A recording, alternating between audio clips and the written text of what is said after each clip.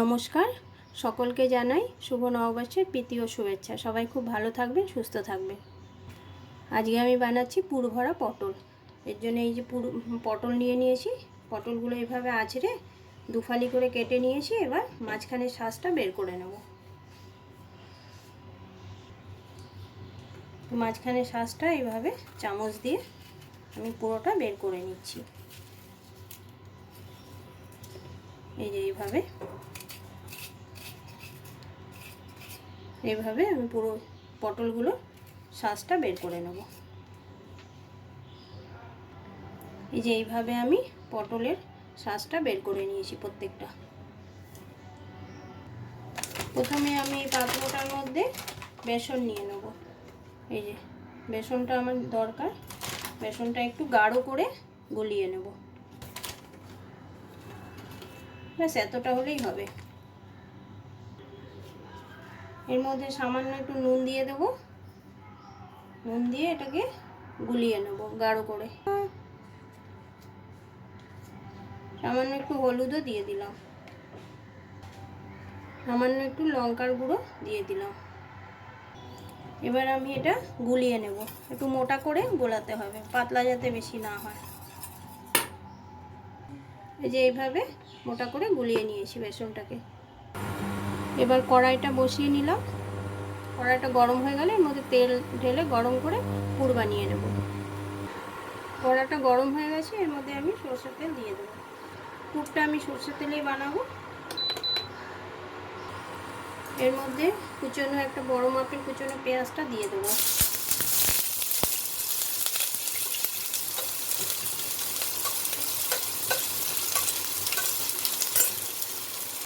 এর মধ্যে এখন আমি এই যে পটলের যে বীজটা বের করে রেখেছিলাম, শাঁসটা, এটা আমি দিয়ে দেবো এর মধ্যে। পেঁয়াজটা ভাজা হয়ে গেছে, এর মধ্যে আমি এই শাঁসটাকে দিয়ে দেবো। এটা ভালো মতো ভাজতে হবে। এবার এর মধ্যে আমি স্বাদ মতো নুন দিয়ে দেবো।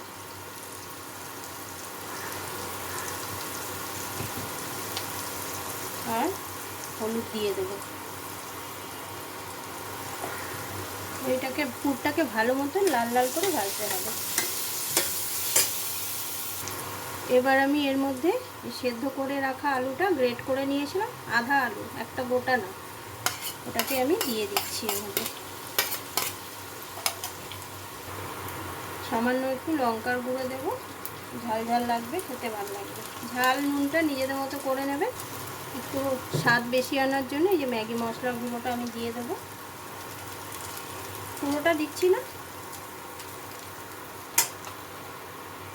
এবার সবার শেষে আমি কোরানো নারকেলটা দিয়ে দেবো। এটা মিক্সিতে আমি গুঁড়িয়ে নিয়েছিলাম।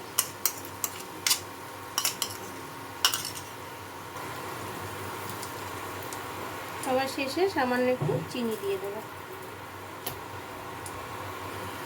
পুরটা আমার কমপ্লিট। এবার ঠান্ডা করে পটলগুলোর মধ্যে ভরে নেব। আমি এর মধ্যে আরেকটা জিনিস দেবো, এই যে চাট মশলা একটু অল্প একটু দিয়ে দেবো এর উপরে, সামান্য একটু। পুরটা আমার হয়ে গেছে আর ঠান্ডাও হয়ে গেছে। এবার আমি এই যে পটলগুলোর মধ্যে এভাবে নিয়ে নিয়ে ভরে দেব।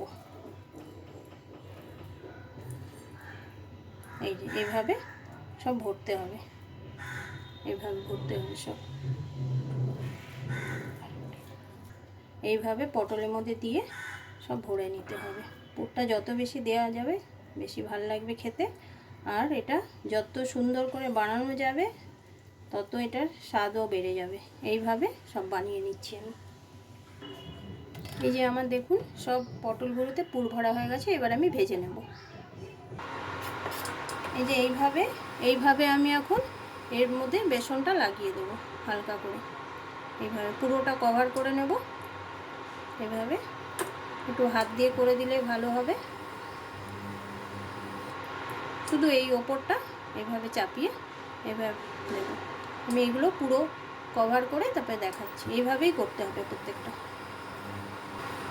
এই যে এইভাবে পটলটাকে নিয়ে ওর ওপর চামচে দিয়ে এইভাবে লম্বা করে দিয়ে দেবো। দিয়ে তারপরে হাত দিয়ে সাইডগুলো ঢেকে দেবো। এইভাবে পুরোটা কভার করে তেলের মধ্যে ভাজতে হবে। কড়াটা গরম হয়ে গেছে। এবার আমি এর মধ্যে সাদা তেল দিয়ে দেবো। এটা সাদা তেল দিয়েই ভাজবো। একটু বেশি করে তেলটা দিতে হবে। এবার এই পটলগুলো আমি তেলের মধ্যে দিয়ে দেবো।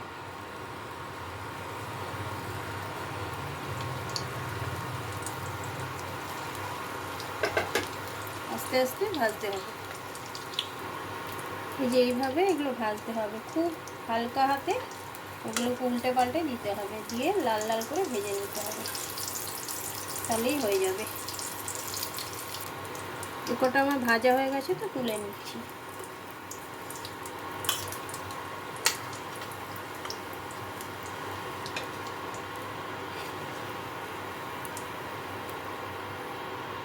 এভাবে আমি প্রত্যেকটা ভেজে নেব। এই যে পুর ভরা পটল কমপ্লিট। এই যে এইভাবে ভেজে গরম গরম ভাত আর ডাল দিয়ে খেতে খুব ভালোই লাগে। আর যদি ভালো লাগে তো একটা লাইক করে দেবেন।